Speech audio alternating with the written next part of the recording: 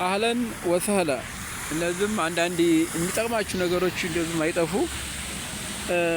ለሰውነት የሰው ልጅ ጤናውን ለመጠበቅ ሲባል ምንድነው ተይዞ ተሟሟቀቅ አስቀድሞ መጠንቀቅ በሀገራችን አባባል አስቀድሞ መጠንቀቅ የሚሉት ነገር አለ። እንግዲህ ሰውየው ለጤናው መጻል ተታመመ በኋላ አይደለም ከሞተም አልወቁዑ ምንድነው احتراز ነው قبل الوديق ቢፎር ዋርኒንግ ማስጠንቀቂያ ከመሆኑ በፊት መጀመሪያ ምንም ሳይመጣበት ሰውየው መጠንቀቅ ያለባቸው ነገሮች ማለት ነው።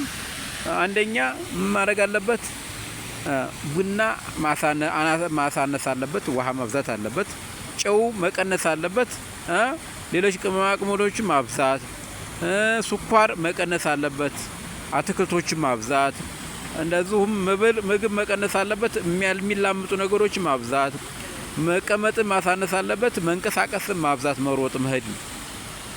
የሰውነት ጅማቱ እንትን ለተፈለገ እንዲዝናናላት መሳቅም ይሄም ደህና ነው፣ ለጤንነት አካል ጤና ነው።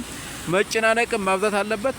መጨናነቅ እንደገና ደግሞ ማሳነስ አለበት። እንቅልፉን በርከት ማድረግ አለበት። ንግግር እንደገና ደግሞ መቀነስ አለበት። ስራዎች ማብዛት አለበት። መሀይምነት ማሳነስ አለበት። መልካም ስራዎች ለመስራት መጣር አለበት ማለት ነው።